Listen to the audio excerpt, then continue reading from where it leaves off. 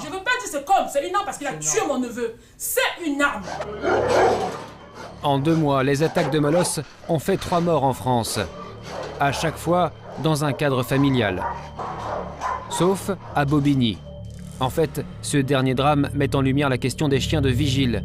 Car notre enquête va nous le montrer, ce sont souvent les conditions dans lesquelles les agents de sécurité hébergent leurs animaux qui transforment de simples chiens de garde en armes incontrôlables. Il y a 1 an, nous avions suivi une association de protection des animaux lors de l'une de ses interventions près de Bobigny. Ce jour-là, l'équipe allait saisir, sans mandat de police, des chiens maltraités lors d'une opération d'assistance à animal en danger. Une mission toujours un peu risquée. J'ai quand même malheureusement été mordu sur ce genre d'intervention, mais dans l'ensemble ça se passe bien, ça fait partie du travail malheureusement. Bruno, tu sors mon lasso? Tu restes là, c'est bon. Hein. Tu restes là, on va commencer à rentrer dedans. Hein. C'était des habitants qui avaient alerté l'association de la présence d'une vingtaine de chiens dangereux parqués dans leur immeuble par des vigiles.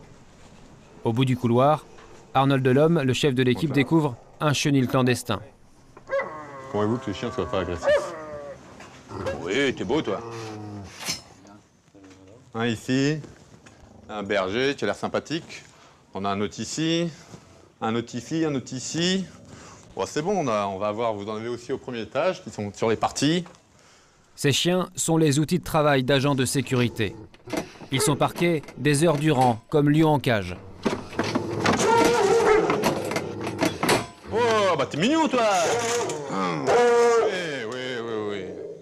Une niche prison, dangereuse pour le chien, mais aussi dangereuse pour les locataires de l'immeuble, tant l'animal qui peut s'en échapper est énervé et détraqué. Vous voyez les conditions de vie, regardez, tout bêtement ici. C'est une varrique, il n'y a pas d'eau dedans, il n'y a pas de nourriture, il vit en permanence dedans. Donc automatiquement, c'est sûr que l'animal va péter les plombs et va devenir agressif. Voilà. Hop, allez. À l'étage au-dessus, il y a encore plus féroce. Je sais pas ce que c'est. Viens gros, viens mon pépère, viens. T'es sympathique toi mon bonhomme. Viens mon pépère, viens. Oh. Viens là. Oh, c'est un beau Rottweiler.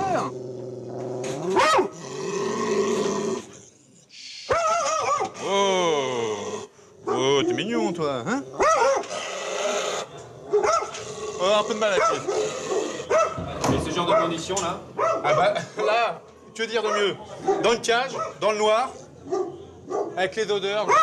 Vous avez vu les conditions? Il voit pas le jour. Ce Rottweiler d'une 50aine de kilos doit être saisi au lasso avant qu'il ne bondisse. Ça va être très difficile parce que tu vas être très très hargneux. Fais gaffe à toi. Et on a beaucoup de monde de place, donc on n'est pas à bon accident. Donc. Lâche la perche. Fais gaffe, tire pas trop, parce que si la porte est pas, on est mal. Hein. Tu l'as? Sûr? Reculez-vous. Attention, il sort. Tiens, tu vois? C'est bon gros, viens. Viens pépère. Hey, viens. Là, il se retourne pour essayer de voir et il est prêt à choper quelqu'un au passage. Allez, viens. Attention à vous. Ce matin-là, la chasse avait été bonne. Arnold avait capturé 19 molosses qui tous avaient été conduits à la fourrière. 1 an plus tard, jeudi dernier, nous sommes revenus avec Arnold Delhomme au même endroit pour rencontrer des vigiles et tenter de comprendre pourquoi ils infligent un tel traitement à leurs chiens. À première vue ici, rien n'a changé. Malheureusement, c'est exactement pareil. J'ai l'impression d'être venu hier avec vous. Alors là, on a apparemment 3 chiens.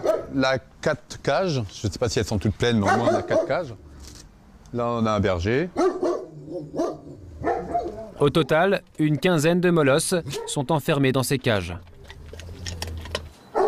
Dans la cour d'à côté, un maître chien rentre son berger allemand de 3 ans.